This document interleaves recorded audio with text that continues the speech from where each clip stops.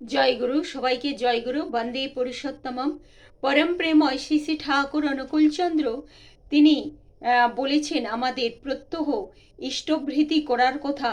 তিনি বলেছেন অতি প্রত্যুষে, বিনা শর্তেই। তো এইটা আমরা সবাই জানি যে অতি প্রত্যুষে বলেছেন। আবার কোথাও তিনি বলেছেন যে রাত্রি অরুণুষার আগেই করিস রাত্রি শয্যার সকল ত্যাগ, ওই রাগেরই অনুরাগে করিস ইষ্টভৃতির জাগ। জাগ মানে যজ্ঞ। ইষ্টভৃতি যে আমরা গুরুকে নিবেদন করি, এটা পঞ্চমহাযজ্ঞের সমান।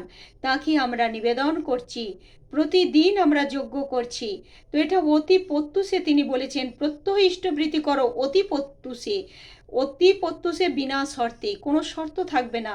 যখন আমরা গুরুকে কোনো কিছু দেব, সেখানে কোনো শর্ত নয়, কিছু নয়। তাকে অনুরাগের সঙ্গে ভালোবেসে তার চরণে আমি সমর্পিত হচ্ছি।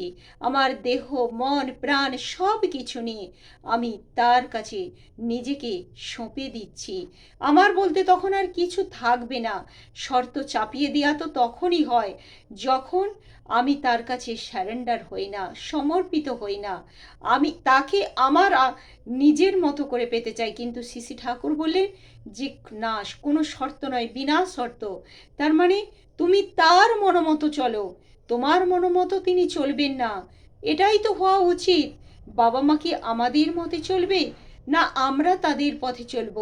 যদি সন্তান, তার মানে বুঝতে হবে যদি সন্তান বাবা মাকে নিজের মতো চালাতে চায়, তার মানে সে সন্তান হয় জেদি। বাবা মাকে তাই তার কথা মতো চলতে সে বাধ্য করে। কিন্তু এটা কখনোই হওয়া উচিত নয়।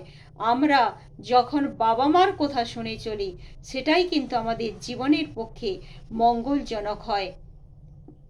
তো দেবীদা এখানে শ্রী শ্রী ঠাকুরকে জিজ্ঞাসা করছেন যে ঠাকুর, আপনি যে অতি প্রত্যুষে বলেছেন, সেটা কি সূর্যোদয়ের পূর্বে? তখন শ্রী শ্রী ঠাকুর বলছেন, হ্যাঁ, সেই জন্যেই তো আমি অতি প্রত্যুষে বলেছি। কারণ ব্রাহ্ম মুহূর্ত অনেক আগেই আরম্ভ হয়, অর্থাৎ সূর্যোদয়ের পূর্বের 48 মিনিট আগে। তো সেই জন্যেই আমাদের এইভাবেই কিন্তু যখন আমাদের প্রার্থনা আরম্ভ হয় প্রভাতিতে, তারপর কিছুক্ষণ পর যখন প্রার্থনা আমাদের শেষ হয়, সেই হয়তো দেখা গেল প্রার্থনা শেষ হলো, এখন যেমন আমাদের প্রার্থনার টাইম সেই 4:53, আর কিন্তু সূর্যোদয় হচ্ছে 5:04। তার মানে 5:04, তার আগে আমাদের প্রার্থনা শেষ হয়ে যায়, তারপর সূর্যোদয় হয়।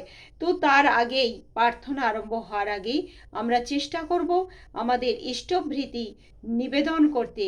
এই যে সকালে প্রথমেই আমরা আমাদের গুরুর কাছে, ইষ্টের কাছে আমরা কোনো শর্ত ছাড়াই নিজেকে সঁপে দিলাম, তখন কি দেখা যায় আমি আমার বলতে আর কিছু থাকে না।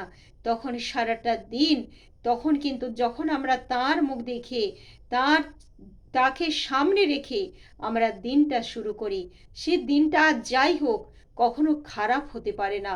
এই দৃঢ় বিশ্বাস কিন্তু যারা ইষ্টভৃতি অন্তরে অনুরাগ নিয়ে করে, তাদের এই বিশ্বাস এসে যায় যে আজ যাই হোক আমার দিনটা, আমার হয়তো কোনো গ্রহদোষ তো আমাদের থাকবে, কর্মফল তো, কর্মফলের বাইরে আমরা কেউ নয়, কর্মফল সবাইকে আমাদের ভোগ করতেই হয়।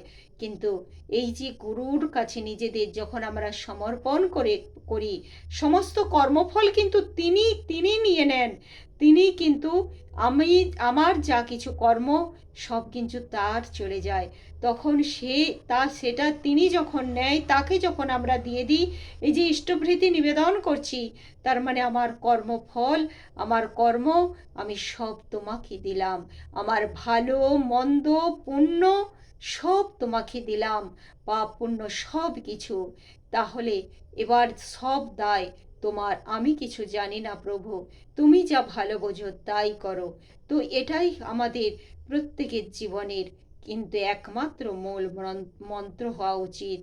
নইলে আমি আমার খেয়াল খুশি মতো 7টায় 8টায় উঠবো, তারপর গুরুকে ইষ্টভৃতি নিবেদন করব, সেটা কিন্তু তার কাছে তার কথা মতো আমি চললাম না, তার মনোমতো হয়ে চললাম না, সেখানে আমার মনোমতো আমি চললাম, তাহলে যা হবার তাই হবে। তখন আমরা গুরুকে দোষ দিই, দয়াল আমি তো দীক্ষা নিয়েছি, ইষ্টভৃতি করি, তবু কেন আমার গ্রহদোষ ছাড়ে না? গ্রহদোষ আমাদের এই কারণেই পিছু ছাড়ে না, আমাদের এই চলার জন্য।